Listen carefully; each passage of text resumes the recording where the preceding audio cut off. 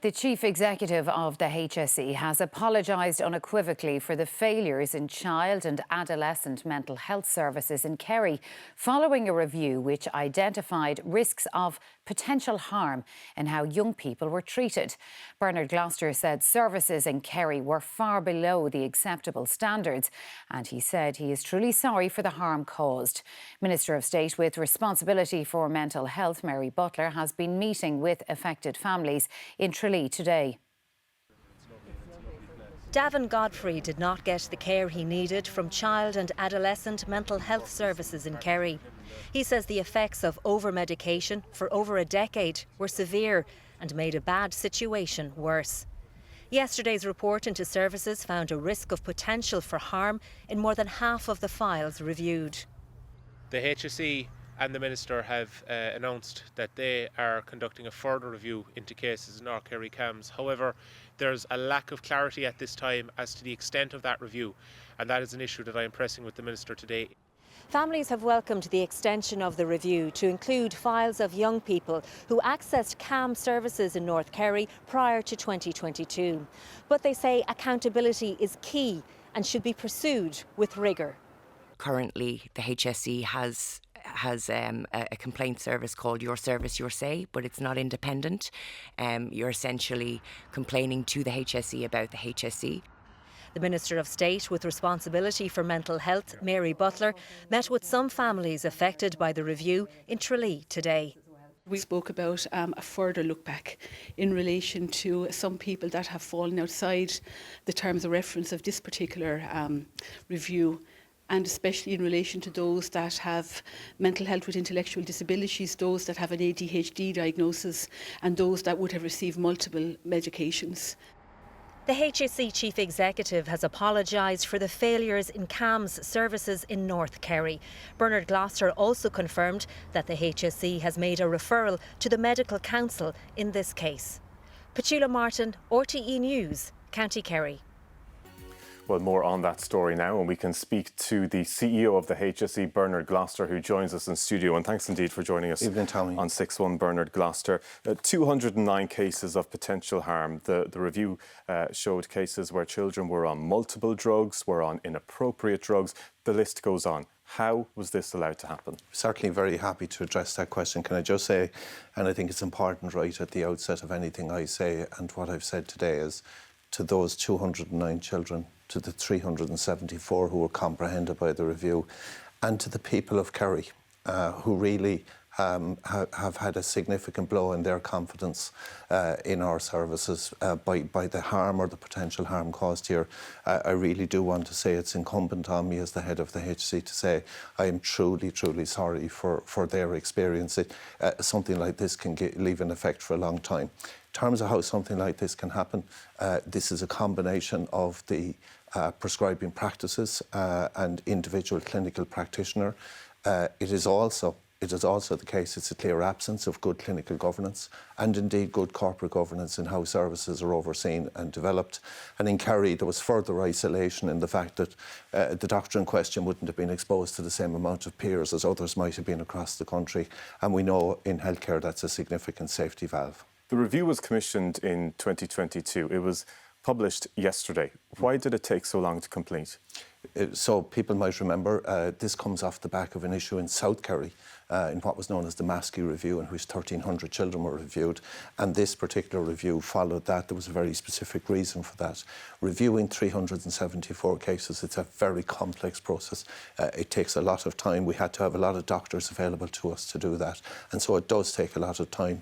Always we say to people these processes can be very frustrating, but we didn't wait for the end of the review to start to make the improvements, and I think it's important to say that. But yesterday we heard the case of a mother. We referred to her as Mary. Her daughter received an apology in 2023, but she has been unable to access compensation because the review has taken so long. Is that acceptable?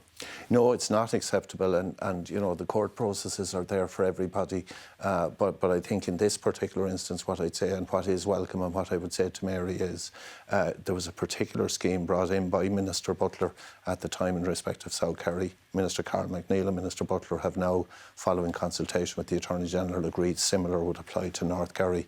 And the State Claims Agency have managed that very well in a very non-adversarial way in most cases, and I hope that will bring some comfort to people like Mary. But I'm not going to try to explain the frustrations that she's experienced. It's bad enough to experience harm and then to experience delay when you try to vindicate that harm. But these processes are exceptionally difficult. You'll know, following on from yesterday, that there are calls from patients and from families for a full review of all files dating back to 2010. Will you do that? So the review that we have done has pointed to us to a certain level of risk, and the best clinical advice available to me is that the caseload we reviewed, we should now review further cases on that caseload going back to 2014, and in particular about 310 of those cases that fit into particular categories of risk. Why not go back to 2010, though? Because we saw in Petula Martin's report there the case of Davin Godfrey. I think you're familiar with this yourself. He received an apology in 2010. Is that not evidence that there is actually potentially problematic cases dating back to that time? Why not do that full review of all files? I've met Davin and I'll meet him again tomorrow, in fact, and he's a very fine young man and a very good advocate for the cause of people. What I would say to you is I have to look at what's the most effective and best review possible. The clinical evidence available to me right now is to go back to 2014 in about 310 cases. What I can say to you is this: depending on what those tell us as we go along, we are always open to broadening the scope of that. Would you agree that for those who haven't had their files assessed yet, that there is presently a clinical risk for those people?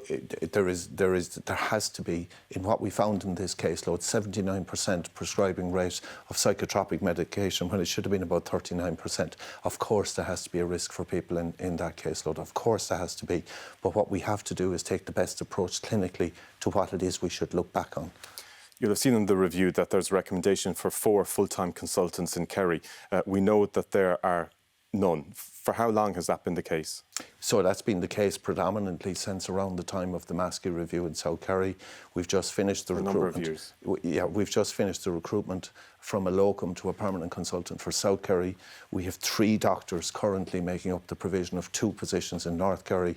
I do think now that we've got beyond this particular review and as it were that the truth of the service is known, but also the improvements we've made are known, I believe we'll be in a better chance to attract doctors to take those positions. Families want accountability. Now, I know you're the outgoing CEO of the HSE, but what are you going to ensure that there is accountability for what happened here? So 2 things. The practitioner in this case has been referred to the Medical Council, and the Medical Council are the body charged with fitness to practice, and they'll make their own determinations.